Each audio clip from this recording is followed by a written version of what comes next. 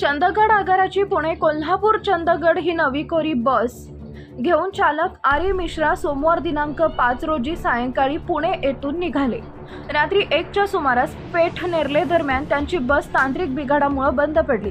चालक आणि वाहक यांनी आपले सगळे कसब वापरून बस सुरू करण्याचा पुरेपूर प्रयत्न केला, मात्र त्यांना यश आलं नाही।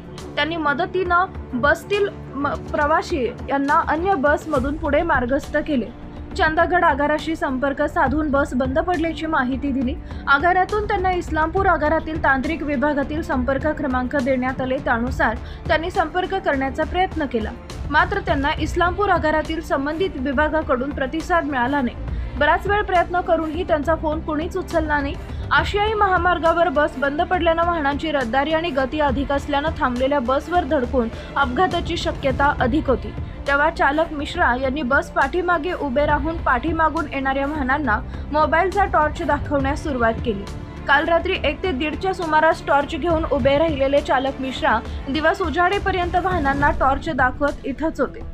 इस्लामपूर आगारातील संबंधित कर्मचाऱ्यांनी त्यांना मदत केली असती तर किमान बस बाजूला उभी करता आली असती किंवा बसच्या बाजूला स्टॉपर लावून मागून येणाऱ्या वाहनांना तशी सूचना देण्यात आली असती, मात्र यापैकी काहीच मदत न मिळाल्यानं चालक मिश्रा यांना रात्रभर मोबाईल टॉर्च दाखवत उभं राहावं लागलं।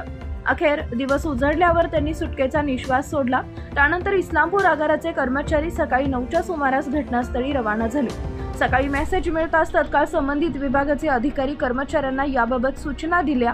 सकाळी 9:30च्या सुमारास तांत्रिक विभागाचे कर्मचारी घटनास्थळी दाखल झाले।